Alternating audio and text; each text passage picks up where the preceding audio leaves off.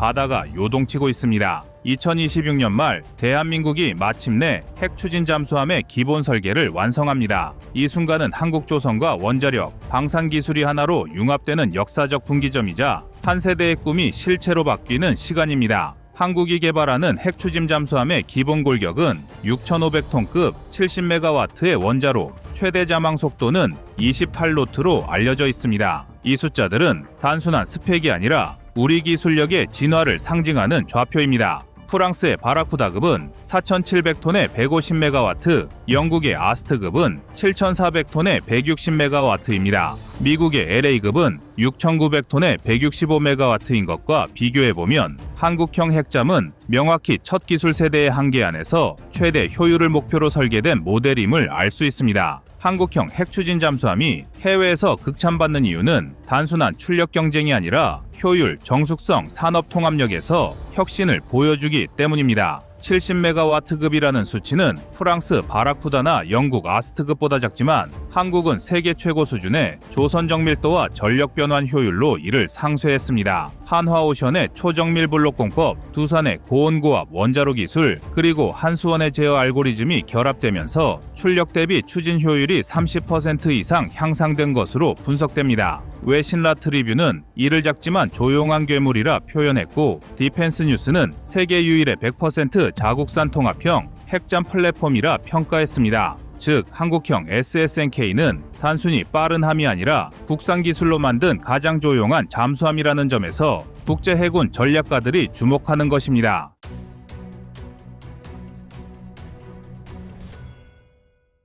핵 추진 잠수함의 출력을 낮추면 가장 먼저 얻는 이점은 정숙성과 안정성입니다. 고출력 원자로는 열, 진동 소음을 많이 발생시켜 은밀성이 떨어지지만 출력이 낮으면 냉각수 흐름과 펌프 속도를 줄일 수 있어 탐지 확률이 급감합니다. 또한 원자로의 온도와 압력이 낮아지면 구조적 부담이 줄고 수명과 신뢰성이 높아집니다. 이는 장기간 작전에서 핵심인 안전 운용성과 유지보수 용이성으로 이어집니다. 특히 초기 개발 단계에서는 낮은 출력이 핵연료 관리와 열제어 시험을 단순화시켜 기술 안정화를 앞당기고 함체 내부 공간을 절약해 전자장비나 무장 탑재 효율을 높일 수 있습니다. 결국 낮은 출력 설계는 속도를 조금 희생하지만 조용하고 오래가는 잠수함을 만드는 전략적 선택이며, 정숙성과 지속작전 능력을 중시하는 한국형 핵잠의 방향성과 완벽히 맞닿아 있습니다. 그럼에도 불구하고 세계 군사 분석가들의 시선은 예상보다 빠르다는 한마디에 집중되고 있습니다. 미국의 군사 전문 매체 디펜스 뉴스는 지난 10월 한국의 핵잠수함 개발은 되돌릴 수 없는 산업 단계에 진입했다라고 평가했고, 프랑스의 라 트리뷴은 한국형 잠수함 혁명이라는 제목으로 한국의 조선 원자력 디지털 제어 기술 융합이 프랑스 바라쿠다급 이후 20년 만에 세계 해군 건조 패러다임을 바꾸고 있다고 분석했습니다.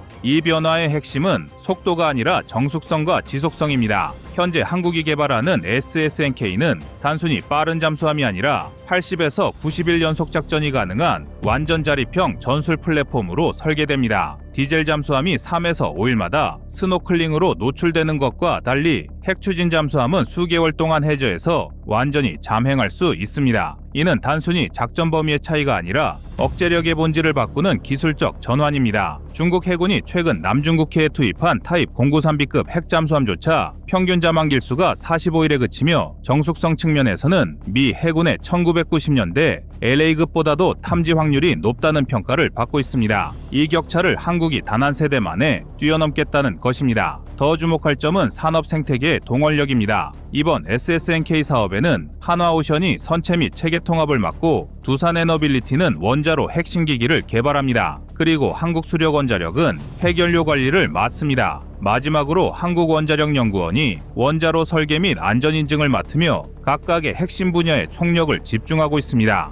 바로 여기서부터가 진짜 재미있는 지점입니다. 겉으로 보이는 수치보다 더 중요한 건 설계 철학과 공학적 트레이드오프인데요. 한국형 핵잠은 추진 출력의 절대값을 키우기보다 에너지 전환 효율과 정숙성, 그리고 장기 자망 신뢰도를 최우선으로 잡았습니다. 핵심은 열 출력에서 전기 출력으로 넘어가는 변환 체계의 효율입니다. 즉, 전기 모터의 토크 밴드, 감속기 없는 직결형 구동부, 그리고 방진 라프트와 격실 분리 구조입니다. 한국조선이 세계 정상급인 이유가 바로 이 부분입니다. 초대형 LNG선과 초심도 해양 플랜트에서 다져온 블록 정밀도와 용접 잔류 응력 관리 등의 오차 보정 기술이 잠수함으로 옮겨 붙으면 같은 출력이라도 축계 불균형과 기계적 하모닉이 줄어들어 탐지 확률이 떨어집니다. 이게 정숙성의 본질입니다. 전자기 소음은 전력 변환기의 스위칭 주파수 설계와 필터링으로 깎고, 구조 전달 소음은 모듈화된 방진 라프트에 올려서 끊고, 유체 소음은 펌프 제트 또는 대궁형 저회전 프로펠러로 억제합니다. 그러면 70MW급에서도 6,500톤급 선체를 안정적으로 끌고 가는 게 가능해지고, 최고속보다 의미 있는 지속고속과 저속 자맹이 가능합니다. 그래서 프랑스 바라쿠다급은 150MW급 K15 원자로에 펌프 제트를 결합해 25 플러스 노트급 기동과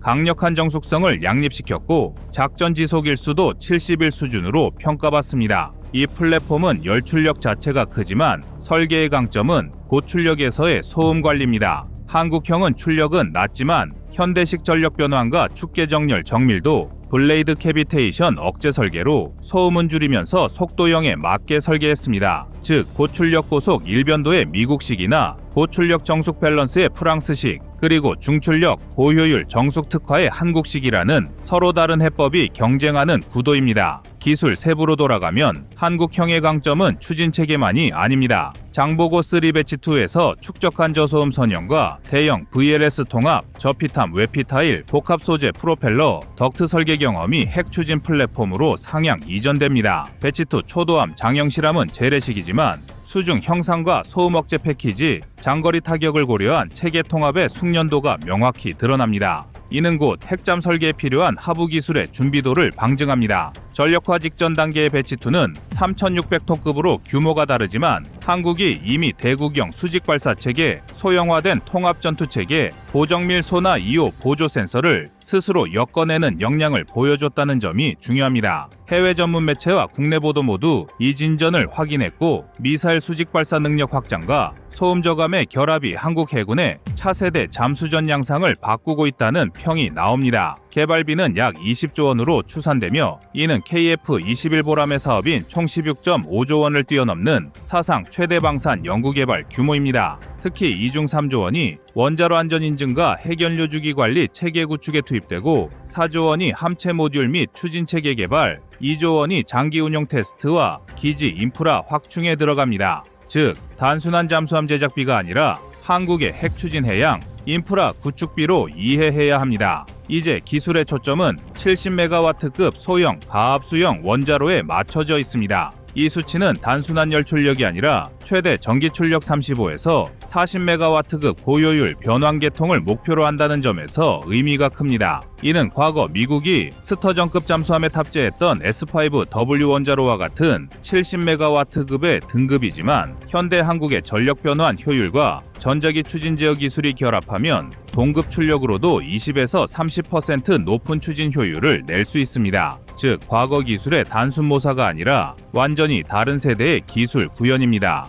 이 때문에 일부 서방 군사 평론가들은 한국형 SSNK를 미니 버지니아라고 부르기도 합니다. 하지만 이 표현은 반만 맞습니다. 한국형 핵잠은 미국식 공세형이 아니라 정찰, 지속 추적 중심의 전략 억제형 설계를 따르고 있습니다. 바로 이 점이 중국과 북한을 겨냥한 한반도형 핵잠수함 모델의 핵심입니다. 국방부 관계자들의 언급에 따르면 SSNK는 1회 연속 작전 시간 90일 이상, 최대 항속거리 3만 km, 작전 심도 400m 이상으로 설계되고 있으며, 정숙성 확보를 위해 완전 전기 추진 채택 가능성이 높습니다. 이는 영국이 1990년대 후반 트라팔가급 이후 채택한 전략과 동일한 접근으로 기존 디젤잠 대비 소음이 마이너스 30dB 이하로 감소합니다. 한국 해군의 전략 지도가 이미 해양 방위에서 원의 억제로 바뀌었기 때문입니다. 즉, 이제 우리의 해군은 단지 영해를 지키는 군대가 아니라 태평양과 인도양까지 작전 반경을 확장하는 국가 전략의 중심축이 된 것입니다.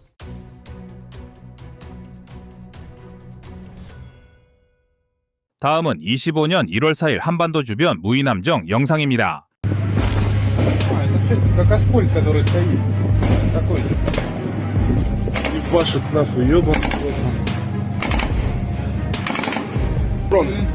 Или лодка, блядь. Дрон. Вон второй дрон.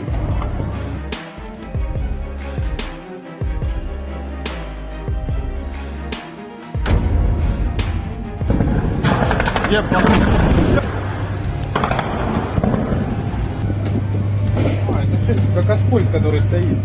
У нас ой, ты нахуй. Ебашит нахуй, ёбан. Ебашит нахуй, ёбан.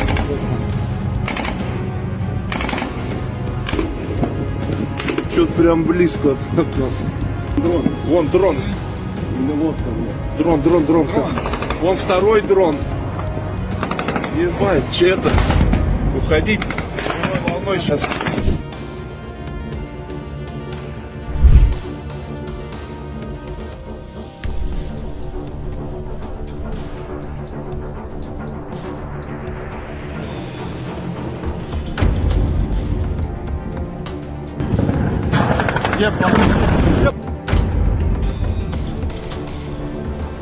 최근 전 세계 해군의 전략이 빠르게 바뀌고 있습니다. 특히 러시아 우크라이나 전쟁에서 무인 수상함이 러시아 해군 전함을 무력화한 사례는 해양 무인 전투 체계가 얼마나 강력한 무기가 될 수 있는지 보여주었는데요. 이 때문에 세계 방산 시장에서는 과연 해전의 패러다임이 이렇게 빠르게 바뀌는 것인가 하는 커다란 관심이 쏟아지고 있습니다. 이런 흐름 속에서 한국 해군 전력 역시 새로운 무인 전력을 준비하고 있습니다. 현재 대한민국 해군은 방산산업과 함께 무인 함대를 구축해 전력 증강을 이룰 계획인데요. 그래서 준비했습니다. 오늘은 한국 해군이 무인 수상 전력으로 어떤 변화를 준비하고 있는지, 그리고 이 무인 전력이 한국 방산과 군사력에 어떤 영향을 미칠지 알아보겠습니다.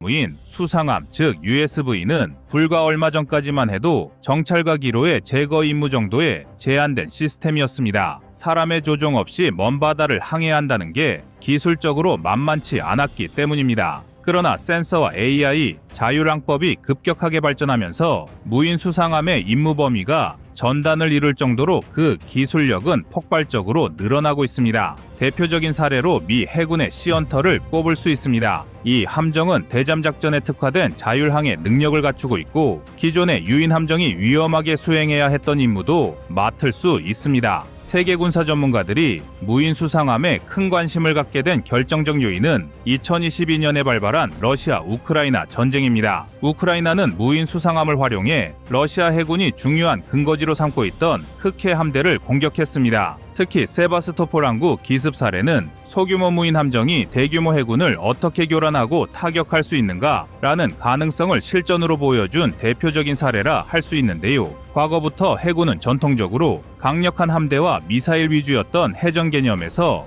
무인 함정의 소규모 집중 투입이라는 새로운 변수가 더해지면서 전장의 게임 체인저로 등극하게 됐습니다. 때문에 세계 주요 국가들도 무인 함정 전력화에 적극적으로 나서고 있습니다. 미국은 오는 2030년까지 무인 함정을 100척 이상 보유할 계획을 발표했으며 남중국해에서 세력을 넓히고 있는 중국은 자리 USV 등 AI 기반 자율 기술을 적용한 다목적 무인 함정을 시험 운용 중입니다. 필리핀 역시 미국으로부터 무인 수상함을 도입해 영유권 분쟁에서 중국 함정에 대응하려 하고 있습니다. 그러면 우리 대한민국은 어떠할까요? 한국의 지정학적 환경상 북한의 연안 침투와 잠수함 위협을 막는 것이 해군의 중대한 임무 중 하나입니다. 무인 함정은 24시간 감시 임무를 수행하며 위험 상황이 발생하면 신속하게 대응할 수 있기 때문에 이런 위협에 효과적으로 대처할 수 있습니다. 또 남중국해와 동중국해에서 중국이 점차 세력을 넓히는 가운데 한국 해군은 수적으로 열세라는 지적이 늘 있어 왔습니다.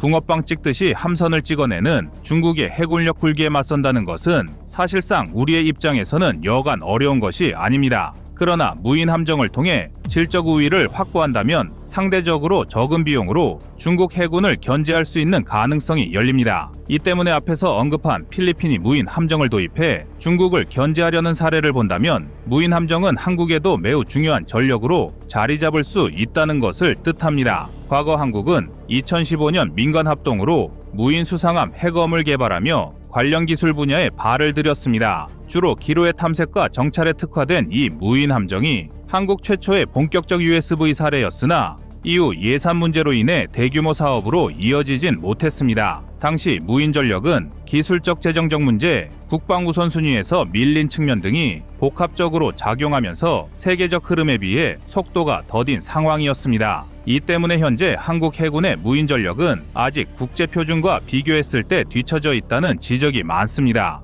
하지만 다행히도 최근 한국은 다시금 무인 수상 전력의 속도를 내고 있습니다. 2027년까지 12m급 정찰용 무인 수상함 2척을 개발해 기로의 탐지와 제거, 그리고 정찰 임무까지 수행하게 하겠다는 계획을 공식 발표했습니다. 특이하다고 할 만한 점은 병력 위험을 최소화한다는 목적성이 뚜렷하다는 겁니다. 전통적으로 기로의 제거는 해상작전 중에서도 가장 위험이 큰 분야인데 무인 시스템이 이를 담당한다면 인명피해와 임무 실패 가능성을 낮출 수 있습니다. 여기서 더 나아가 한국 해군은 2040년대를 목표로 네이비시 고스트 프로젝트를 추진하며 해양무인전력사령부 창설까지 계획하고 있습니다. 이 프로젝트는 단순히 무인함정을 만들겠다는 차원을 넘어 유인함정과 무인함정이 서로 유기적으로 연계해 복합함대를 이룰 수 있는 체제를 갖추려는 야심찬 계획입니다. 그럼 어떤 부분이 한국 무인 수상함의 강점일까요? 먼저 한국조선업이 세계적으로 인정받는 부분은 모듈화입니다. 이를 무인 함정에 적용하면 단일 플랫폼으로도 기뢰전, 대잠전, 정찰, 공격 등 다양한 임무 장비를 교체해 투입할 수 있습니다. 이 점은 실제 작전 상황에서 유연성을 극대화해 주므로 한국 무인 함정이 가진 중요한 경쟁력 중 하나입니다. 또한 무인 함정이 은밀하게 접근해 작전을 수행하려면 추진기관의 소음과 함체 설계가 핵심 변수로 떠오릅니다. 한국은 전동 추진 기반으로 소음을 줄이고 동시에 함체 외형도 레이더 반사 면적을 줄이는 형태로 설계하려 하는데요. 이를 통해 적에게 노출되지 않고 작전을 수행하는 은밀성을 높일 계획입니다. 반면 미국과 중국이 개발하고 있는 무인 수상함과의 차이점도 뚜렷합니다. 미국 시헌터는 이미 자율항해와 대잠수함전에 특화되어 장시간 작전 가능한 플랫폼으로 각광받고 있습니다. 반면 중국짜리 USV는 다목적 무장과 센서를 갖춰 공격 능력에 초점을 맞추는 모습입니다. 한국은 아직 대규모 무인 함정을 운영한 실전 경험은 없지만 조선 IT 분야에서 쌓은 기술력을 바탕으로 정찰 및 기로의 제거 임무에서 경쟁력을 높이고 있습니다. 하지만 한국 해군의 특성상 먼저 주변국의 억제를 위한 연안작전으로 함선이 구성될 예정인데요. 또한 문제도 명확합니다. 바로 한국의 무인 함정 기술이 미국이나 중국에 비해 전반적인 자율성과 장거리 작전 능력 측면에서 아직 부족하다는 것입니다.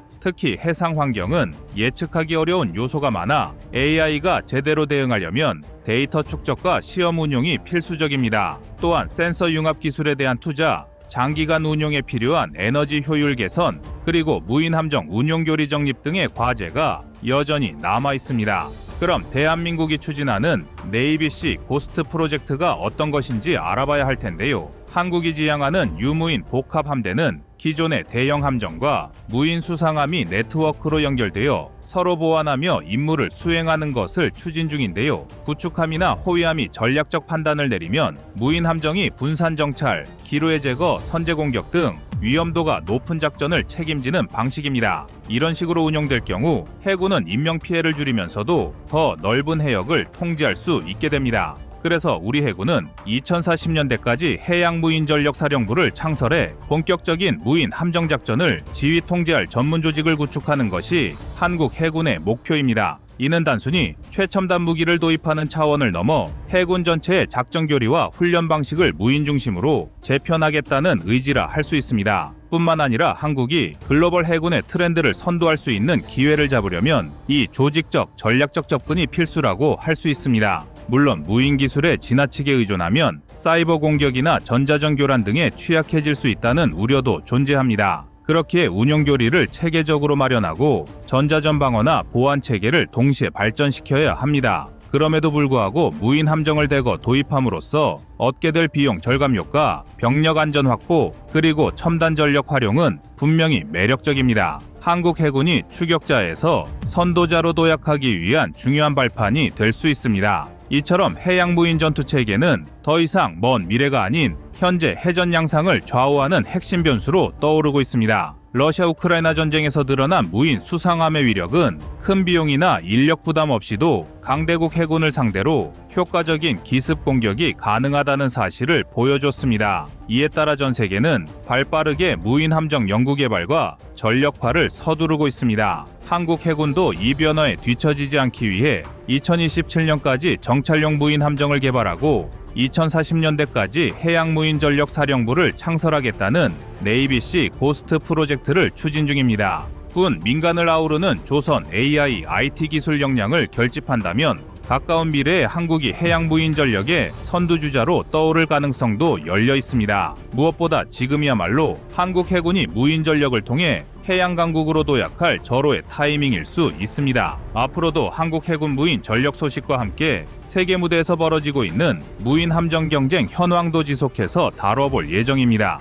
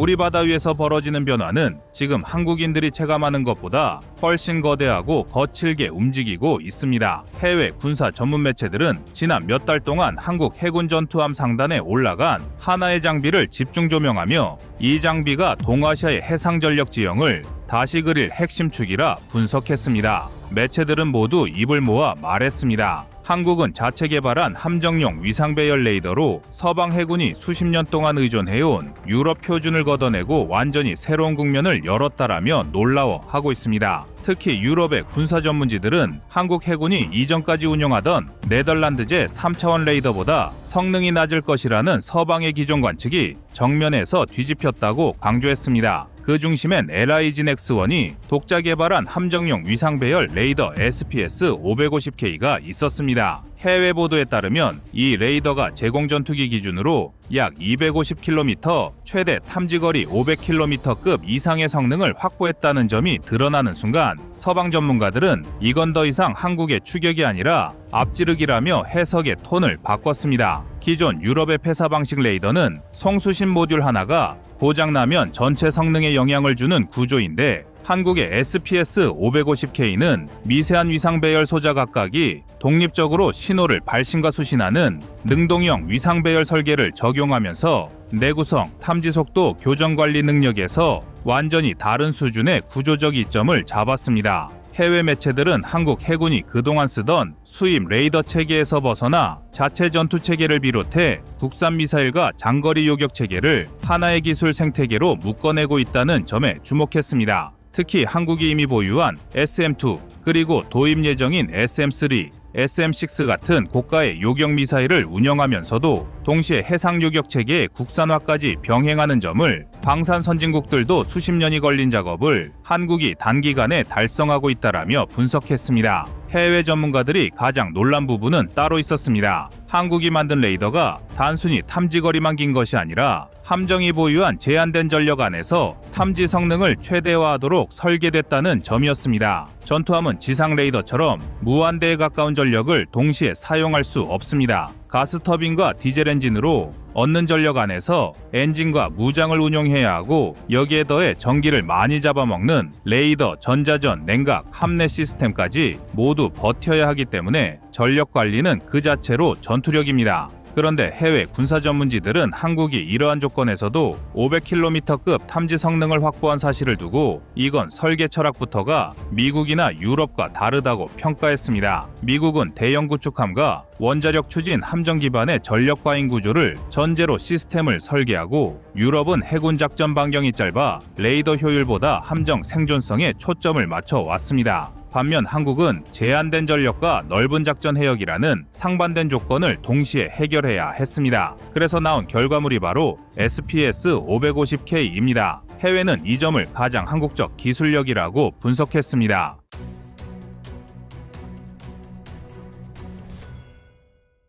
한 가지 주목할 점은 한국형 해상 요격 체계와의 통합성입니다. SPS-550K는 대공표적 탐지뿐 아니라 요격 미사일 유도 정보까지 제공하는 기능을 갖고 있습니다. 한국에서 개발 중인 LSAM 해상형 요격 체계는 요격 고도 약 50에서 60km, 사거리 약 150에서 250km급을 목표로 하고 있습니다. 그런데 탐지거리만큼 중요한 게 바로 탐지주기입니다. 그도 그럴 것이 아무리 탐지거리가 길어도 탐지주기가 길어지면 그만큼 공격할 때 오차 범위가 넓어지기 때문입니다. 그런데 SPS-550K의 표적 업데이트 주기는 약 50m초 이하입니다. 이는 요격 미사일 지도 시스템이 요구하는 표적 위치 오차 한계인 100에서 200m초보다 훨씬 촘촘한 데이터 갱신 속도입니다. 현역 해군 관계자들도 이 수치는 기존 수입 레이더로는 얻기 어려웠던 수준이라 평가합니다. 동급 A사 레이더 중 경쟁 국가 제품과 비교하면 차이는 더 뚜렷합니다. 중국이 타입 502D 구축함에 사용하는 해상 A사는 추정 송수신 모듈 2,500개 내외 탐지거리 약 350에서 400km,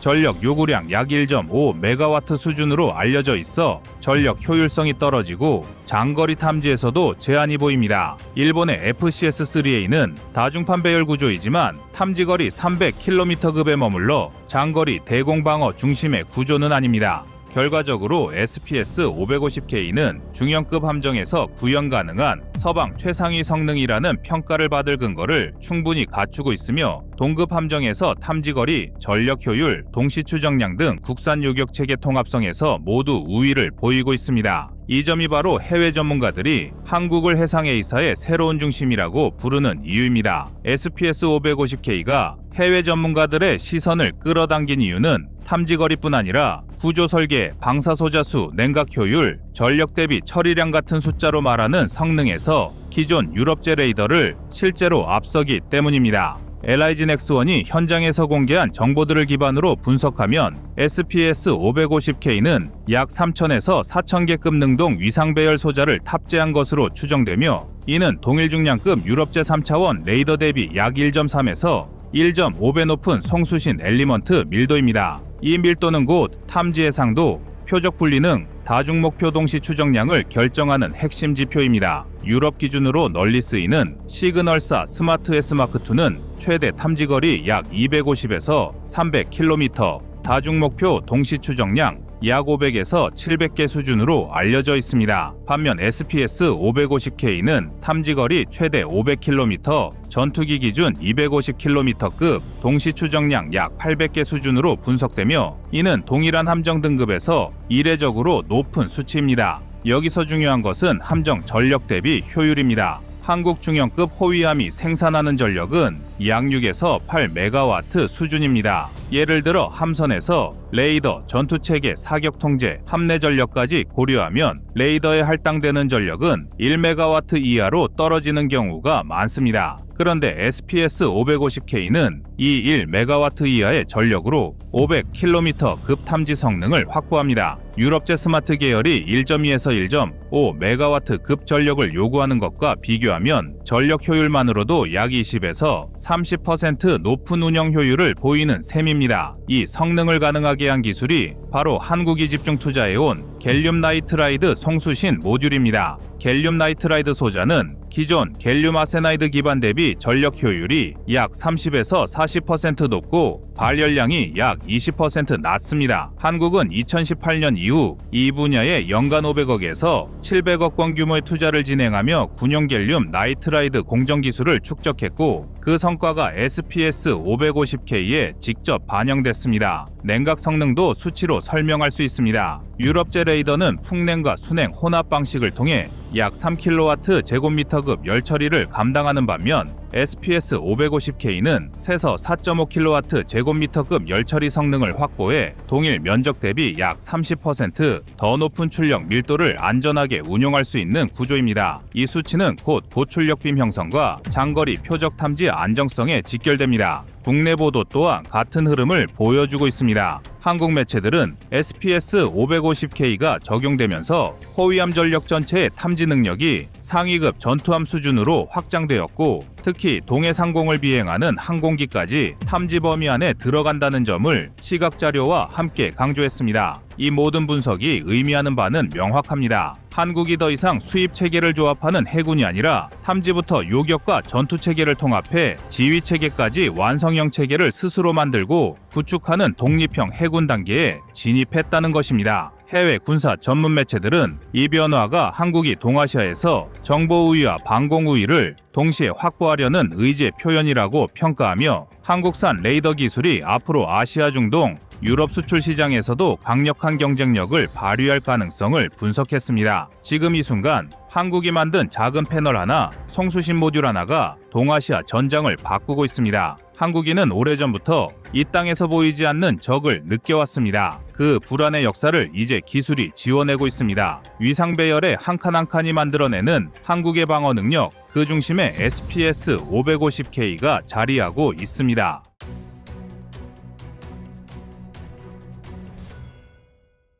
다음은 25년 3월 13일 중국 언론 한국 충남급 인정한 이유 영상입니다.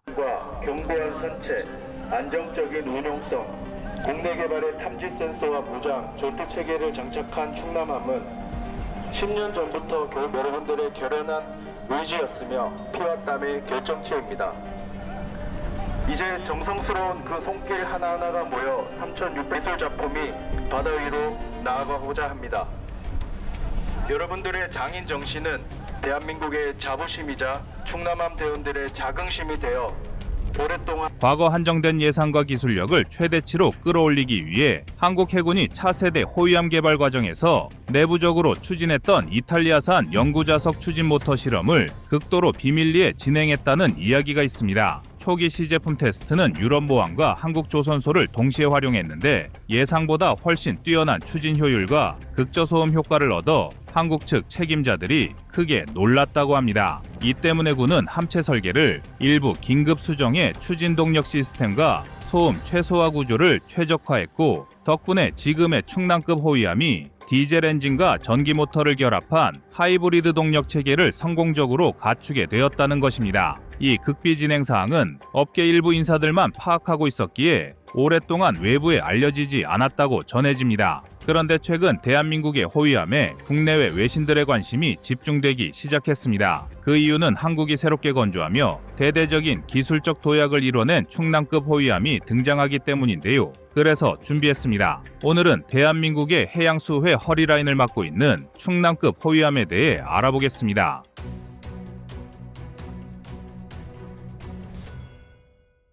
최근 중국 언론들이 잇따라 대한민국의 호위함에 우려의 목소리를 내고 있는데요. 과연 왜 그들이 이처럼 예민하게 반응하는 것일까요? 최근 미국, 동남아 각국 등 다수 국가가 이 차세대 호위함에 상당한 관심을 보이고 있습니다. 기존의 한국 해군은 인천급과 대구급 호위함으로 안정적인 역량을 구축해왔지만 기술 발전과 주변국 군비 경쟁이 격화됨에 따라 한 단계 더 강력한 미래형 함정이 필요해졌습니다. 그 결과 등장한 것이 바로 충남급 호위함인데요. 여기서 가장 큰 특징은 뭐니 해도 통합 마스트와 차세대 위상 배열 즉 A사 레이더의 탑재라 할 수 있겠습니다. 이미 한국은 전 세계적으로도 대구급이 상당한 주목을 받았지만 충남급은 거기서 한 발 더 나아가 성능 자체를 전부 끌어올린 함선이란 게 특징입니다. 특히 통합 마스트는 마치 하나의 거대한 타워처럼 보이지만 내부에는 3차원 위상 배열 레이더, 전자전 장비, 추적 및 통신 시스템 등 수많은 핵심 센서가 효율적으로 배치되어 있습니다. 중국에서는 이 통합 마스트가 인도 캘커타급 구축함과 닮았다는 평가를 하며 그 효율성에 다소 의문을 품고 있는 상황인데요. 그런데 현실은 정반대라 할 수 있습니다. 중국이 인도의 군 전력을 평가절하하는 이유가 있습니다. 중국 입장에서는 인도가 지속적으로 해상 전력을 강화하는 것이 전략적 위협 요소입니다. 콜카타급 구축함은 인도 해군이 중국과의 전략적 경쟁에서 중요한 역할을 맡을 첨단 전력으로 공개했는데요. 따라서 중국은 이를 평가절하함으로써 인도의 군사력 강화가 과장된 것이라는 인식을 국제사회에 심으려는 의도입니다. 그러니까 중국이 우리 대한민국의 함선을 어떻게 평가하든 그 내용은 한 귀로 듣고 흘려버려도 된다는 의미입니다. 한국 해군의 설명에 따르면 우리 충남함의 통합 마스트는 낮은 높이에도 불구하고 설계 최적화가 잘 이루어져 탐지 각도와 레이더 탐지 범위가 우수하다는 의견입니다. 또 하나의 특징은 127mm급 대구경 함포의 채용입니다. 사실 3,000톤대 호위함에 이 정도 구경을 넣는 건 쉽지 않은 시도인데요. 앞에서 언급했던 충남급 개발 비화의 설계로 인해 기존보다 안정성이 대폭 올라가 이를 가능케 했습니다. 때문에 한국보다 배수량이 더 큰 중국의 054A, 054B 등과 견주어도 화력면에서 밀리지 않는다는 것이 중화권 언론의 솔직한 평가입니다. 특히 사거리와 탄약 종류에서 다양한 옵션을 지원하기 때문에 함대 방어뿐 아니라 육상 공격 작전까지 고려한 다목적 운용이 가능하다는 점이 상당한 강점입니다. 중국 해군의 054A형 프리깃은 2008년부터 본격적으로 도입된 주력 함정으로 주로 HQ-16 중거리 함대공 미사일을 장착한 32셀 수직 발사 체계를 중심으로 방공 능력을 갖췄으며 타입 382 레이더와 YJ-83 대함 미사일, 76mm 주포 및 타입 730 근접 방어 무기를 탑재해 해상 작전 능력을 높였습니다. 최근 진수된 054B형은 054A형보다 대폭 커진 약 6,000톤급으로 크기와 성능이 향상되어 중국 해군의 해상 작전을 비약적으로 늘린 함선으로 평가받는데 한국의 3,000톤급 함선을 중국의 6,000톤급 함선과 비교할 만큼 충남급 함이 갖는 전술적 위치가 상당함을 의미합니다. 또 여기서 더 흥미로운 점은 충남급에 도입된 하이브리드 동력 체계입니다. 기존 대구급은 가스터빈과 디젤 엔진을 조합해 빠른 속력과 양호한 연비를 구현했는데 이번 충남급은 여기에 영구자석 추진 모터를 결합한 2중 3중 하이브리드 시스템으로 대양 작전에 최적화되었다는 겁니다. 특히 대잠수함 작전을 수행할 때 함정의 소음을 줄이는 것이 중요해서 저속 항해 시 전기 모터를 중심으로 운용함으로써 극적인 정숙성을 꾀할 수 있다는 분석이 나옵니다. 이 점에서 중국은 생산 단가가 높아 대량 도입이 어려울 것이라며 깎아내리고 있지만 실제로는 한국이 점진적 양산 체계를 구축 중입니다. 중국 언론이 한국의 해상력 증강을 가장 경계하는 또 다른 이유는 한국의 레이더 기술력 성장입니다. 과거에는 미국이나 유럽에서 부품을 수입해 조립하는 방식이 일반적이었지만 이제는 한국 자체적으로 갈륨 소자 기반의 에이사 레이더를 개발해 적용할 정도가 되었다는 것입니다. 중국이 자랑하는 5,000개 이상의 TR 모듈을 갖춘 대형 레이더와 비교할 때 한국은 일단 2,400에서 3,000여 개 수준의 소자로 시작했기 때문에 양으로만 비교하면 중국의 절반도 채 안 됩니다. 하지만 중요한 건 품질과 완성도입니다. 한국은 오랜 노하우를 토대로 필요한 곳에 효율적으로 모듈을 배치하고 소프트웨어 최적화를 진행했기 때문에 실전에서 오히려 더 안정적인 탐지와 추적 능력을 보여줄 수 있다는 것이 전문가들의 견해입니다. 또한 근접방어 무기체계 개발 소식도 중국을 긴장시키는 포인트입니다. 근접방어 무기체계라고 하면 흔히 팔랑스나 골키퍼 같은 속사포 기반의 시위즈를 떠올릴 텐데요. 그런데 한국은 여기서 더욱 발전하여 에이사 레이더를 활용한 근접방어 무기체계를 추진하고 있습니다. 이미 시위즈2라 불리는 체계가 구상 단계 이상으로 들어가 있으며 이를 통해 초음속 미사일에 대한 대응 능력을 획기적으로 끌어올리겠다는 계획을 세운 것으로 알려졌습니다. 여기에는 걸림돌이 아직 남아있긴 합니다. 바로 비용인데요. 초당 수천 발을 쏟아내는 근접방어포에 에이사 레이더를 적용한다면 시스템 가격이 300억 원 이상으로 뛸 가능성이 높아 해외 판매에는 다소 부담이 될 것으로 보입니다. 그래서 실제로 충남급에 이를 바로 달지 않고 2030년 전후를 목표로 차근차근 성능 개선을 통해 단가도 낮출 계획을 갖고 있습니다. 사실 중국이 한국 전투함을 폄하하는 데에는 수출 시장 경쟁도 자리 잡고 있습니다. 이미 한국의 대구급 호위함은 태국과 필리핀 등에 수출되어 국산 무기 수출의 대표적인 성공 사례로 꼽히고 있는데요. 그런데 대구급이 이 정도라면 그보다 더 윗급인 충남급은 말할 것도 없으며 베트남이나 말레이시아 등도 점차 한국의 호위함에 높은 관심을 드러내고 있기 때문에 자신들이 밥그릇이 빼앗길 것 이미 예견하고 있는 모습입니다. 이 때문에 중국은 상대적으로 저렴한 가격을 강점으로 무기 시장을 공략해 왔습니다. 하지만 최근 동남아 국가들이 K-방산 기술을 상당히 신뢰하면서 조금 더 비싸더라도 성능이 보장된 무기를 사겠다는 쪽으로 바뀌고 있습니다. 이미 태국 해군이 중국산 잠수함에 대한 불신으로 계약 불발 위기를 겪었고 필리핀 역시 한국 방산에 대한 신뢰도가 높아지는 추세입니다. 이 와중에 성능이 훨씬 발전한 충남급 호위함이 동남아에 대거 보급된다면 중국 입장에서는 해양불기 전략에 큰 악영향이 생길 수밖에 없습니다. 특히 필리핀이 대중견제를 강화하기 시작하면서 향후 추가 도입 가능성이 높다는 점도 중국으로서는 신경이 쓰일 겁니다. 필리핀이 최근 발표한 50조 원 규모의 군사 예산 투자는 대부분 해군력 증강에 투입될 전망인데요. 이렇게 되면 자연스레 한국산 함정의 추가 발주 가능성이 언급되는 형국입니다. 게다가 한국은 스스로도 이지스 구축함을 신속 건조 중이며 미국과의 긴밀한 기술 협력으로 더 큰 배수량의 구축함, 호위함을 대량 건조할 수 있는 체계를 확보하고 있습니다. 결국 중국은 그저 가격으로 세계 시장을 공략하지 못한다는 것을 이미 느끼고 있는 실정입니다. 그럼 충남급 호위함이 얼마나 좋길래라는 의문이 드실 겁니다. 사실 이 함정은 단순히 인천급, 대구급의 후속 정도가 아니라 한국의 해군력 발전이 어디까지 치달을 수 있는지를 보여주는 상징적 플랫폼이라 해도 과언이 아닙니다. 우선 만재 배수량 측면에서는 3,000톤 중반대를 훌쩍 넘어서며 대형 함포와 통합 마스트, 고성능 레이더를 집약함으로써 실질적으로 소형 구축함에 가까운 역할을 수행할 수 있게 됐습니다.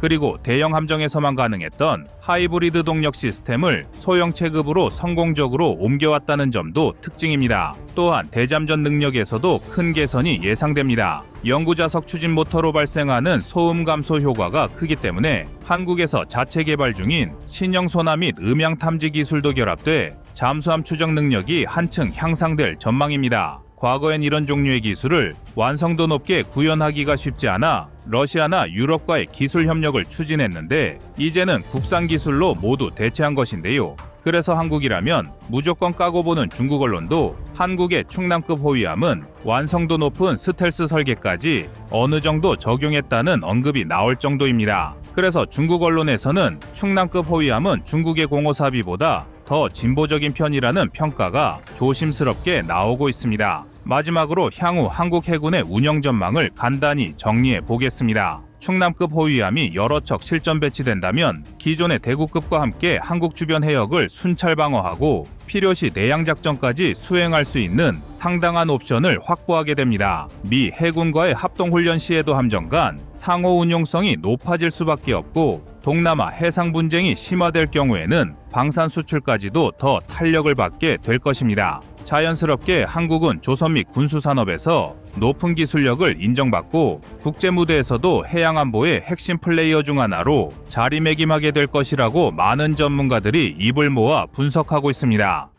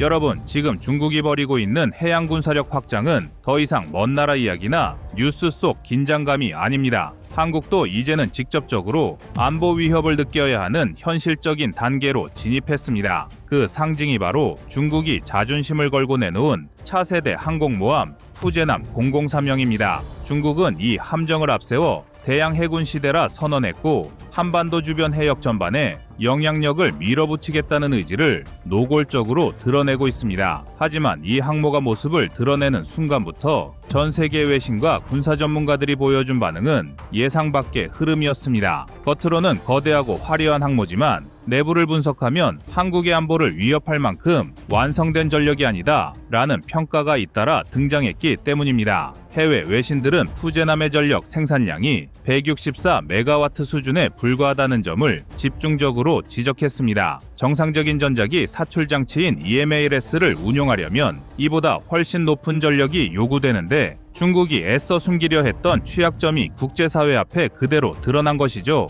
이 문제는 단순한 기술적 약점을 넘어 중국이 항모전단을 앞세워 동북아 해역을 압박하려는 전략 자체가 기초부터 흔들릴 수밖에 없는 구조적 문제라는 뜻입니다. 그런데 여기서 한국이 반드시 경계해야 할 부분도 함께 나타납니다. 중국의 항모 진출이 실제 성능과 무관하게 한국에게는 직접적인 군사, 정치적 압박 수단으로 활용될 가능성이 매우 높기 때문입니다. 중국은 수년 전부터 서해, 동중국해, 남중국해 전반에서 군사력을 통해 분쟁 수역을 기정사실화해 왔습니다. 최근에는 한반도 인근 해역에서 항모 회항 루트를 고의적으로 북상시키거나 한국의 방공식별구역에 정찰기와 폭격기를 진입시키며 긴장 수위를 높이고 있습니다. 이런 상황에서 중국이 푸제남까지 실전 배치했다고 선언한 것은 명백히 한국에게도 우리가 이 해역을 마음대로 지배할 수 있다는 메시지를 보낸 것입니다. 문제는 중국 내부의 과장은 따로 치더라도 푸제남 자체가 형식적 전력 과시용에 가깝다는 점입니다.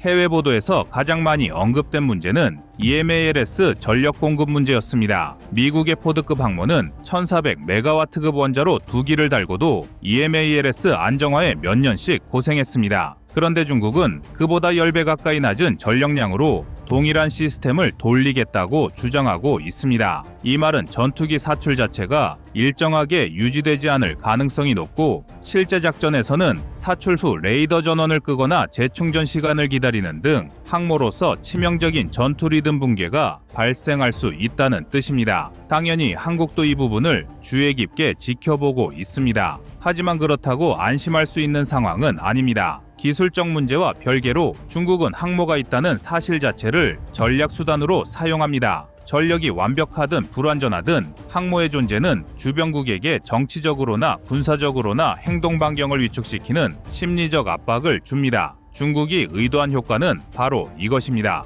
다시 말해 푸제남이 설령 실전에서 100% 성능을 발휘하지 못한다 해도 한국은 이 항모가 동북아 해역의 작전 균형을 뒤흔들기 위한 중국의 의지를 상징한다는 점을 경계해야 합니다.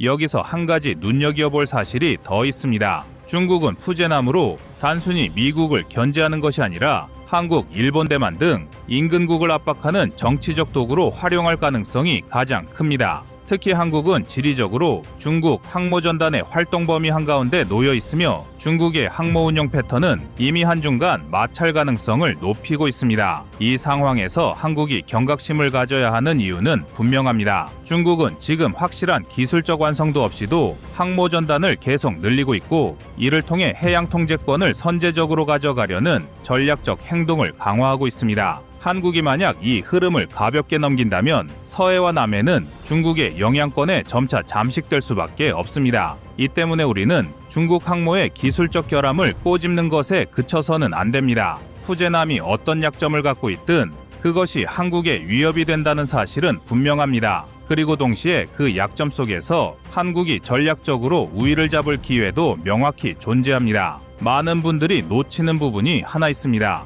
중국 해군이 780척, 한국이 262척이니 중국이 압도적이라고 착각하는 경우인데요. 이건 그냥 함정 개수색이 놀입니다. 전문가들은 이런 지표를 전투력 분석에서 가장 쓸모없는 데이터라고 단언합니다. 실전에서 승패를 가르는 건 체급이 아니라 센서, 정확도, 타격 능력, 지휘 통제, 생존성, 전개 속도입니다. 그리고 이 기준으로 한국과 중국을 다시 비교하는 순간 판도는 즉시 뒤집혀 버립니다. 중국이 자랑하는 푸제남의 젠35 스텔스기 작전 반경은 약 650km지만 이건 EMALS가 제대로 돌아갈 때의 이론값입니다. 푸제남의 전력 생산량 고작 164MW로는 사출 속도도 일정하게 못 맞추고 결국 출격률이 계속 떨어질 수밖에 없습니다. 전문가들은 실전에서는 650km보다 훨씬 짧아질 것이라고 평가하죠. 반면 한국은 잠수함에서 SLBM을 발사합니다. 사거리 500km 플러스 정확도 CEP 20m 이하. 한 발이면 항모전단의 지휘센터가 그대로 마비되고 항모는 전투기 50대를 띄워도 잠수함 한 척을 못 잡으면 전투 자체가 의미가 없어지는 구조입니다. 도산한 창호급은 수중 배수량 3,750톤, 국산 화율 76%, 3주 이상 지속 자망. 이미 다음 배치에서는 SLBM, 순항미사일 10기 이상을 깔끔하게 운용하는 괴물 플랫폼으로 진화 중입니다. 결국 상황은 간단합니다. 중국은 항모 한 번 움직이려면 수천 명과 20여 척을 끌고 다녀야 하지만 한국은 잠수함 단 한 척으로 중국 항모전단 전체를 매 순간 침몰복권 앞에 세울 수 있는 나라입니다. 이게 바로 한국 해군이 체급을 뛰어넘어 중국을 제압하는 구조적 힘입니다. 두 번째로 탐지 능력입니다. 중국 타입 346 레이더의 탐지 거리는 약 450km 수준입니다. 하지만 이 레이더는 물리적으로 수평선 아래는 절대 볼 수 없습니다. 즉 잠수함은 전혀 탐지하지 못합니다. 반면 한국은 국산 SPS-50K 레이더로 탐지거리 500km 이상을 확보했고 해상 초계기 P3, P8, A 해양 감시 레이더, 패시브 음향 네트워크 등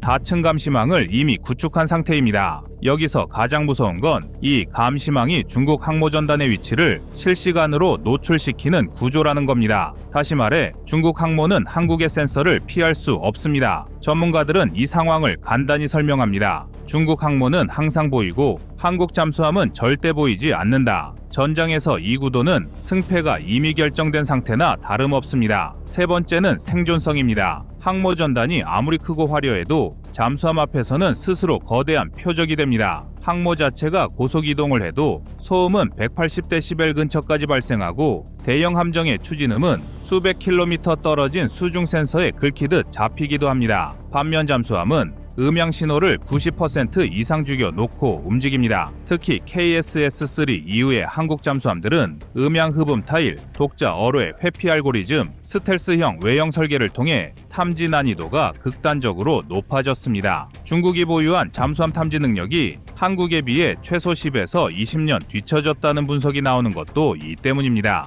즉 한국은 중국의 항모전단을 끝까지 추적 가능하고 중국은 한국 잠수함을 끝까지 찾지 못합니다. 한국은 중국과 다른 해군 전략을 가지고 있습니다. 한국은 항모를 통해 중국을 이기려는 것이 아니라 잠수함, 정밀타격, 감시망, 전자전체계를 통해 중국 항모전단을 시작부터 끝까지 압도하는 구조를 선택했습니다. 여러분, 전쟁은 체급 싸움이 아닙니다. 구조 싸움입니다. 중국 항모는 크니까 강할 것처럼 보이지만 한국은 보이지 않아서 강한 전력을 갖고 있습니다. 그리고 실전에서 더 무서운 쪽은 항상 보이지 않는 쪽입니다. 이 구조를 모두 합치면 결론은 단순합니다. 중국이 항모를 100척 갖고 와도 한국 잠수함 3척이 붙으면 항모전단은 작전 자체가 불가능합니다. 중국 전투기 200대가 떠도 한국의 다층 감시망과 킬웹은 항모전단의 좌표를 계속 노출시키고 잠수함은 그 좌표에 조용히 미사일을 꽂습니다. 중국이 아무리 체급을 키워도 한국 중심의 네트워크 전력 구조를 절대로 이길 수 없습니다.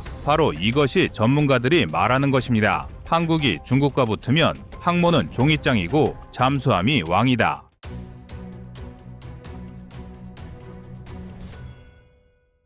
다음은 24년 7월 2일 중국 해상장악 가속화 영상입니다.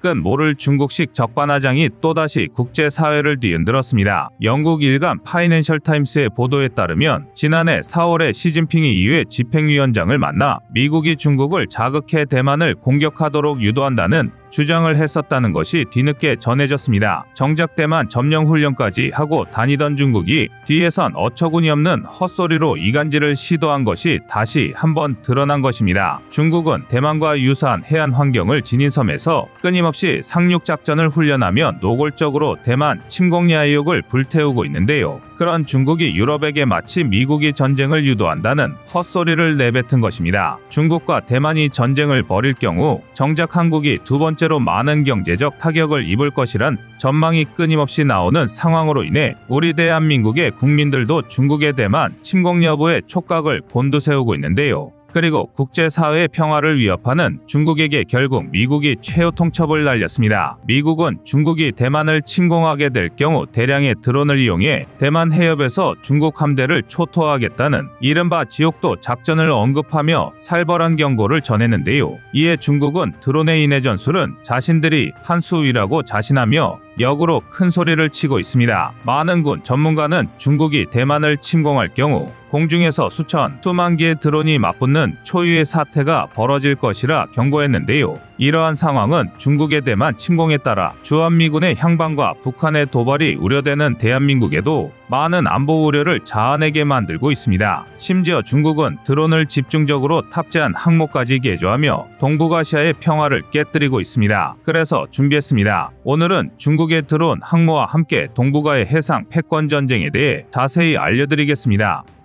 지금 보시는 영상이 마음에 드셨다면 지인들의 카톡으로 공유해주세요. 여러분의 구독과 좋아요는 꺼리튜브 영상 제작에 많은 힘이 됩니다.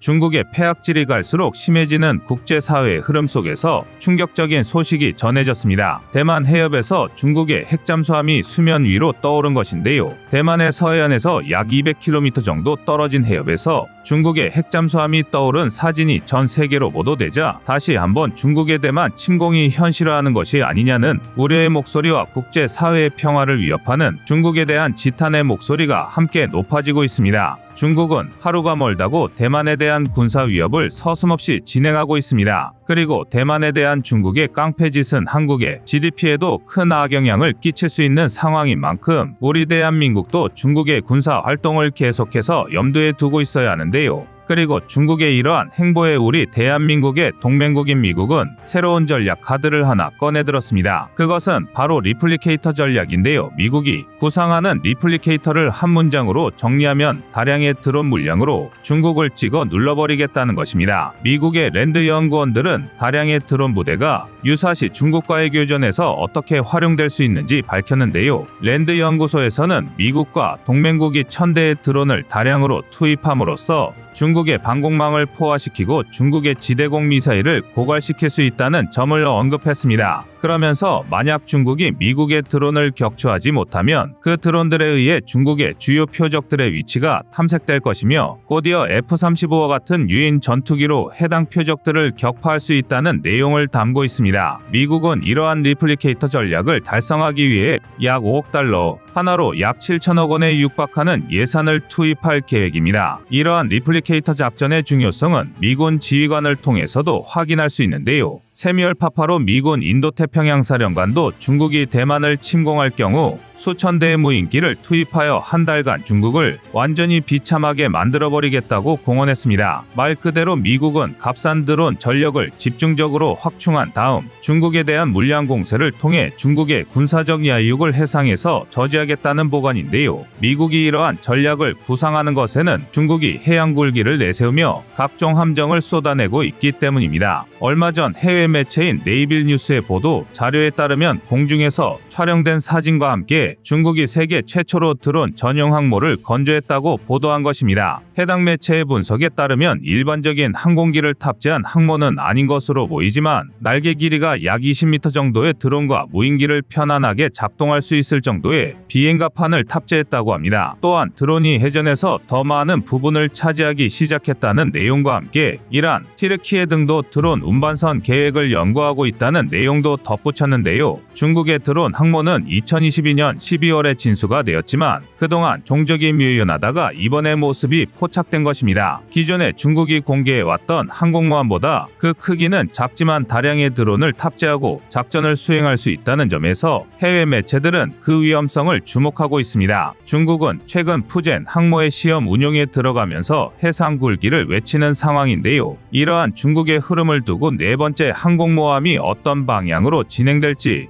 각국의 군사 전문가들이 예의주시하고 있습니다. 그리고 네이빌 뉴스가 중국의 드론 항모를 포착하자 여러 전문가가 다양한 분석을 내놓고 있습니다. 특히 중국이 준비 중인 네 번째 항공모함을 드론용으로 전문가들이 분석한 이유는 길이와 폭 때문입니다. 일반적인 항공모함에 비해 드론용 항공모함의 길이는 약 3분의 1 수준으로 일반적인 함재기를 탑재하기엔 그 규모가 작다는 것이 가장 큰 이유입니다. 중국이 자랑하는 신형 전투기를 운용하기엔 촬영된 사진 속의 비행갑판은 그 크기가 그리 크지 않다는 것인데요. 하지만 앞서 말씀드린 것처럼 날개의 길이 20m대 크기의 군사용 드론을 운용하기엔 알맞은 크기의 비행갑판으로 추정되기 때문에 드론용 항공모함이란 주장이 설득력을 얻고 있습니다. 여기에 해당 함정이 정박해 있는 조선소의 과거 이력도 주목할 필요가 있는데요. 해당 조선소에서 이미 드론용 대형 모선을 2척이나 건조한 이력이 있다는 것도 중국의 드론 항모 개발 의혹에 불을 붙였습니다. 다만 중국은 공식적으로 네 번째 항공모함을 핵추진 항공모함으로 개발할 것이라 공언한 적이 있어 일반적인 항공모함과 드론용 항공모함을 분리해서 운용하려는 것이란 분석도 함께 제기되고 있습니다. 그리고 이러한 중국의 전력 확충은 계속해서 대만 침공 의혹을 불러오고 있습니다. 이제 전장에서 드론에 의한 병력, 물자 피해는 그리 이색적인 일이 아닌데요. 지상에서뿐만 아니라 해군 함정들도 각종 자폭용 드론의 피해를 보는 상황에서 중국이 다량의 드론을 탑재할 수 있는 항공모함을 개발한다는 것은 대한민국 안보에 결코 좋은 소식이 아닙니다. 그리고 이러한 중국과 미국의 경쟁을 살펴보면 앞으로 해상에서의 드론 전력이 불러올 전술적 변화는 상당히 클 것으로 예측할 수 있는데요. 이러한 군사 패러다임의 변화를 한국도 서둘러 따라가야 한다는 의견이 계속해서 커지고 있는 게 사실입니다. 한국은 현재 함정의 생존성을 높이기 위해 드론에 대한 철저한 방어 전력을 구축하고 있습니다. 특히 함정의 근접 방어 무기 체계는 전방 확산탄을 탑재함으로써 기존의 해외에서 개발한 방어 무기보다 드론에 대한 방어력을 한층 더 끌어올렸습니다. 전방 확산탄이란 이름에서 알 수 있는 것처럼 표적의 일정 거리 앞에서 탄약이 전방으로 자탄을 방출시켜 넓은 면적을 무력화시킬 수 있는 탄약입니다. 이전에 사용하던 골키퍼는 관통 탄약만을 사용했기 때문에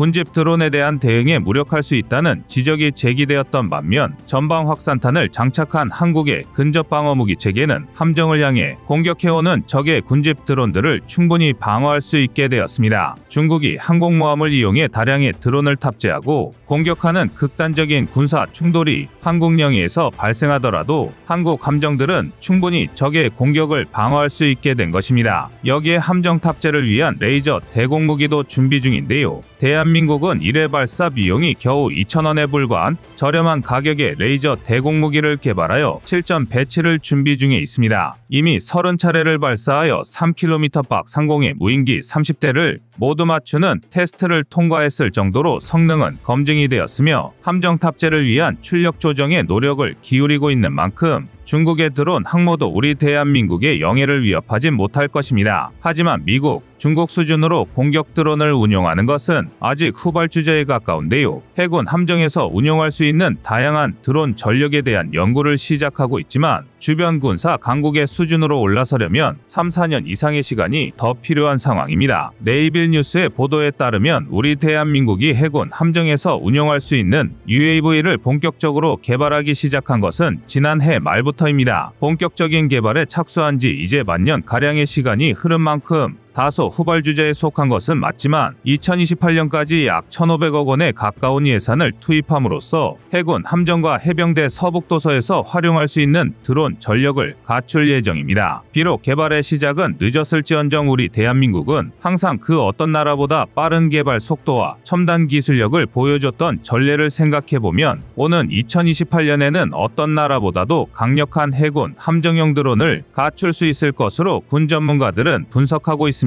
그리고 미국과 중국의 사례에서 참고할 수 있는 것처럼 적성국의 함대 전력을 동시다발적으로 타격할 수 있는 드론 공격 전술을 갖추는 것이 필요할 것입니다. 러시아 우크라이나 전쟁 이후 전장의 패러다임 변화를 주도하던 드론은 이제 해전의 판도를 변화시킬 준비를 하고 있는데요. 저렴한 가격에 대량으로 공격이 가능한 공격용 드론은 앞으로 해군 함정들에도 위험한 전력으로 다가올 것입니다. 미국은 대규모 드론 공세로 대만 해협을 넘어오려는 중국군을 괴멸시키고자 준비하고 있으며 여기에 더해 대만에도 5천억 원 상당의 자폭 드론 무기를 신규 판매하는 방안을 승인했는데요. 이제 우리 대한민국도 중국의 드론 항공모함에 맞서 다양한 드론에 대한 해상 방어 체계와 공격 수단을 적극적으로 연구해야 할 때가 왔습니다. 다행히 우리의 동맹인 미국이 리플리케이터 작전을 구상하며 중국 함대에 대한 대규모 공격 전략을 공개한 만큼 이를 참고하여 대한민국만의 공격 체계를 갖춘다면 우리 대한민국의 안보는 지금보다 한 단계 더 강력해질 것입니다. 여러분의 생각은 어떠신가요?